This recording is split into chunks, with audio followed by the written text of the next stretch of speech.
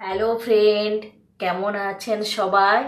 আজ আমি বানাবো এইগুলো বানাবো, লাউটা বানাবো, সঙ্গে ডাটা বানাবো। কিন্তু এইটা আজকের রেসিপি না, আজকের রেসিপি হলো কুমড়া। কুমড়োটা আমি আগেই কেটে ফেলেছি, তার জন্য আমি তোমাদেরকে কুমড়োটা দেখাতে পারছি না। তো আজকে স্পেশাল হলো কুমড়ো, এগুলো তো বানবেই, সঙ্গে আজকে স্পেশাল করে বানাবো আমি কুমড়োটা। চলো ঝটপট আমরা রেসিপিটা দেখে নিই। চলো, এই রেসিপিটা বানানোর জন্য সবার প্রথম কুমড়ো নিয়ে নিচ্ছি। আমি তো আগেই বলেছি তোমরাকে যে কুমড়োটা আমি কেটে ফেলেছি। কেটে ফেলার পরে আমার মনে পড়েছে যে চলো একটা রেসিপি বানানো যায়। কুমড়োটা কিন্তু আমি ছাল ছাড়াবো না, কুমড়োটার ছাল সমেত কুমড়োটাকে খুব ভালো করে আমি কেটে নেব। পিস পিস লম্বা লম্বা করে সুন্দর করে কেটে নেব কুমড়োটা। এইভাবে তোমরাও কুমড়োটাকে সুন্দর করে কেটে নেবে। কচি কুমড়ো হলে ছালটা ছাড়ানোর কোনো দরকার নেই, ছালটা থাকলে কিন্তু কুমড়োটার খেতে একটা আলাদাই টেস্ট আসবে। কিন্তু যদি একটু বয়স কুমড়ো হয় তাহলে ওটাকে ছালগুলোকে খুব ভালো করে একটু তুলে নিও হালকা হালকা করে। কিন্তু এটা ছিল কচি কুমড়ো, তো আমি তার জন্যে কুমড়োটার ছালটা আমি ছাড়াচ্ছি না। তো এইভাবে দেখো লম্বা লম্বা পিস করে কেটে নিয়েছি। এরপরে গ্যাসের মধ্যে বসিয়ে দিচ্ছি আমি কড়াইয়ের মধ্যে আমি দিয়ে দিচ্ছি গোটা তেজপাতা জিরেটা খুব ভালো করে যখন ভাজা হয়ে যাবে, তো এটার মধ্যে আমি দেব আদার পেস্টটাকে খুব ভালো করে আমি ভেজে নেব। আদার পেস্টটা সুন্দর করে ভেজে নিচ্ছি।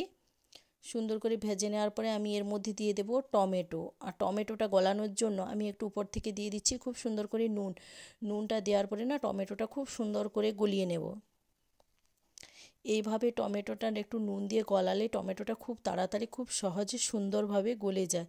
তো টমেটোটা খুব সুন্দরভাবে গলে এসছে দেখো, একদম সুন্দর।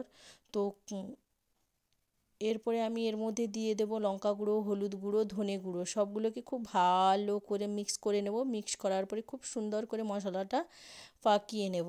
খুব গ্যাসের ফ্লেমটা কিন্তু লো থাকবে। এইভাবে আমি খুব ভালো করে মশলাটা একটুক্ষণ কষিয়ে নেওয়ার পরে হালকা জল দিয়ে দেব। জল দেওয়ার পরে খুব ভালো করে মশলাটা আর একটু খুব সুন্দর করে আমি মিশিয়ে নেব। ঢাকা দিয়ে দিয়ে খুব সুন্দর করে মশলাটা পাকিয়ে নেব, যাতে মশলার মধ্যে তেলটা খুব সুন্দর করে ছেড়ে যায়।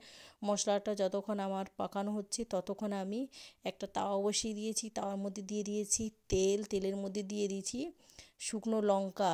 পারলে তোমরা এটা কড়াতেও করতে পারো। তারপরে কুমড়োটাকে খুব সুন্দর করে আমি ভেজে নেব। কুমড়োটাকে ভেজে ভেজে হালকা আমি এখানে 80% আমি ভেজে ভেজে খুব ভালো করে কুমড়োটা নরম করে নেব। তো এইভাবে খুব সুন্দর করে কুমড়োটাকে আমি ভেজে নিচ্ছি। মশলাটাও আমার ততক্ষণ খুব সুন্দর করে রেডি হয়ে যাবে, মশলার মধ্যে সুন্দর করে তেল ছেড়ে দেবে। তারপরেও আমি কিছুটা মশলা মিশাবো। তো কুমড়োটা দেখো সুন্দর করে নাড়াচাড়া করে নিচ্ছি। নাড়াচাড়া করার পরে দেখো কুমড়োর মধ্যে দিয়ে দিচ্ছি দেখো কসুরি মেথি, গোলমরিচ গুঁড়ো, একটু গরম মশলা আর একটু রেড চিলি পাউডার, যাতে কুমড়োটার রঙটা একটু খুব সুন্দর লাল লাল ভাব আসে। কুমড়ো তো একটু হলুদ, তাই আমি একটু রঙ করার জন্য খুব সুন্দর করে একটু রেড চিলি পাউডার দিয়ে দিলাম। দিয়ে দেওয়ার পরে খুব ভালো করে আমি কুমড়োটাকে ফ্রাই করে নেব সুন্দর করে দেখো কুমড়োটা আমি ফ্রাই করে নিচ্ছি। এক সাইডটা খুব সুন্দর করে ফ্রাই হয়ে গেছে, আরেক সাইডটাও ফ্রাই করে নেব। দেখো মশলাটাও কিন্তু একদম রেডি হয়ে এসেছে, মশলা থেকে খুব সুন্দর একটা তেল বেরিয়েছে। এরপরে ভেজে রাখা কুমড়োগুলো আমি গ্রেভির মধ্যে মিশিয়ে দেবো। গ্রেভির মধ্যে মিশিয়ে দেওয়ার পরে খুব ভালো করে আরেকবার নাড়াচাড়া করব। এইভাবে মশলাটা একদম রেডি হয়ে গেছে, কুমড়োটাও পুরো একদম রেডি হয়েছে। এইভাবে শুকনো শুকনো করে খুব ভালো করে মশলাটা পাকিয়ে নেব। তো তোমরা চাইলে এরকম শুকনোও রাখতে পারো, আর যদি মনে করো যে না আমি একটু গ্রেভি খাবো, তো খুব সুন্দর করে আরেকটু কুমড়োটাকে নরম করে নিতে হবে আর একটু জল দিয়ে দিতে হবে। জল দিয়ে খুব ভালো করে কুমড়োটাকে নাড়াচাড়া করে নেবে।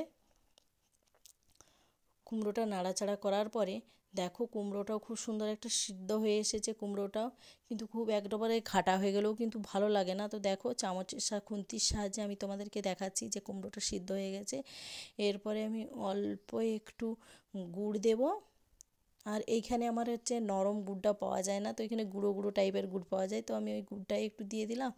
আর ওপর থেকে একটু সামান্য বিট নুন দিলাম, ধনেপাতা দিয়ে দিলাম। পরিবেশন করার জন্য সবজি রেডি। ভিডিওটা যদি তোমাদের ভালো লেগে থাকে অবশ্যই লাইক করবে, কমেন্ট করবে, শেয়ার করবে। পাশে থেকো, সাথে থেকো। দেখা হচ্ছে নতুন একটা রেসিপির সঙ্গে। Tata, by.